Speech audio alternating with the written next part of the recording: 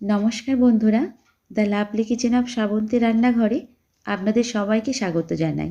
শীতকালে গাজরের হালুয়া অন্তত একবার না খেলে যেন মনে হয় কিছু একটা মিস করে ফেললাম। আপনারা হয়তো এর আগেও গাজরের হালুয়া খেয়েছেন, কিন্তু আমি কিভাবে তৈরি করি সেটাই আজকের আপনাদের সাথে শেয়ার করতে চলেছি।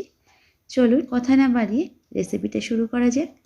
এখানে আমি 500 গ্রাম এই রকম লাল গাজর নিয়েছি।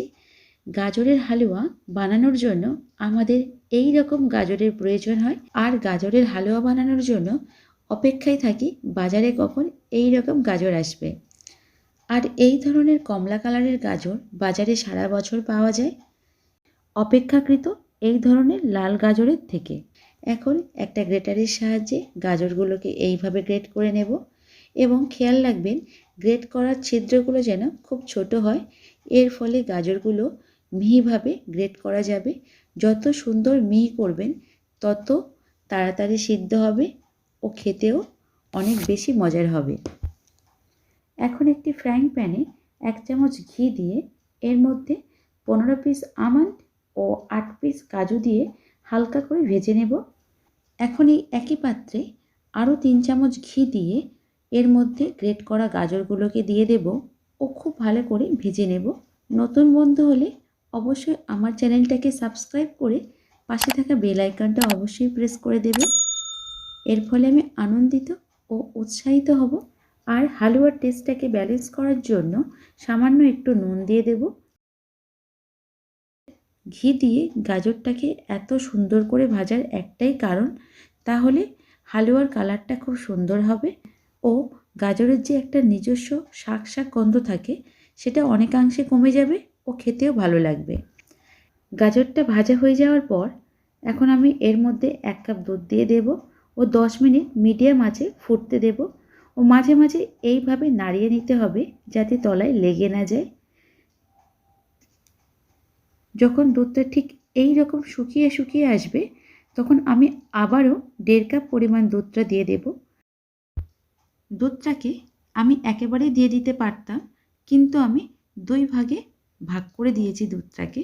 তারও নির্দিষ্ট কারণ আছে। প্রথমবারে যখন আপনি দুধটা এর মধ্যে অ্যাড করছেন তখন গাজরটা কিন্তু দুধে সিদ্ধ হচ্ছে, আর দ্বিতীয়বার যে 1.5 কাপ পরিমাণ আমি দুধ দিয়ে দিলাম এটা গাজরের হালুয়াটাকে ঘন করার জন্য দেয়া হচ্ছে। এই জন্য গাজরের হালুয়াটা আরও বেশি সুস্বাদু হবে। মিডিয়াম ফ্লেমে আরও 5 থেকে 7 মিনিট ফুটতে দিয়ে এই পর্যায়ে বেশ এতটা পরিমাণে দুধের সর দিয়ে দেব ও খুন্তি দিয়ে এইভাবে মাঝে মাঝে নাড়াচাড়া করে নিতে হবে। আর যখন দেখবেন ঠিক এইরকম সিদ্ধ হয়ে গেছে তখন এর মধ্যে দিয়ে দেব 300 গ্রাম পরিমাণ চিনি। 500 গ্রাম গাজরের জন্য 300 গ্রাম চিনি আমি এখানে ব্যবহার করেছি। আর এই রেশিও যদি আপনি চিনিটা দেন গাজরের হালুয়াতে তাহলে মিষ্টির স্বাদটা একেবারেই পারফেক্ট হয়। এছাড়া আপনারা যদি কম বেশি চিনি খেয়ে থাকেন তাহলে নিজস্ব স্বাদ অনুসারে চিনিটা অ্যাডজাস্ট করে নেবেন। আর এখন এর মধ্যে 1/2 কাপ পরিমাণ খোয়া দিয়ে দিলাম। আর অবশ্যই খেয়াল রাখবেন খোয়াটা যেন একেবারে ফ্রেশ হয়। খোয়াটা যতটা ভালো হবে হালুয়ার স্বাদটাও ঠিক ততটাই ভালো হবে। দেখুন কত সুন্দর কালার এসেছে, কোনো রকম কৃত্রিম কালার ছাড়া। ভেজে রাখা বাদামগুলো কুচিয়ে নিয়েছি ও এর সাথে কিছুটা কিশমিশও কুচিয়ে এর মধ্যে দিয়ে দিলাম। এর সাথে 8টা ছোটো এলাচের দানা বের করে একটু থেঁতো করে নিয়ে এর মধ্যে দিয়ে দেব ও মিডিয়াম ফ্লেমে এটাকে ফুটতে দেব যতক্ষণ না পর্যন্ত হালুয়াটা একেবারে ঘন হয়ে আসে। ঠিক যখন এই রকম ঘন হয়ে আসবে তখন এর মধ্যে 1 চামচ ঘি দিয়ে দেব ও গ্যাসের ফ্লেমটাকে একেবারে লো করে আরও 5 মিনিট বসিয়ে রাখব।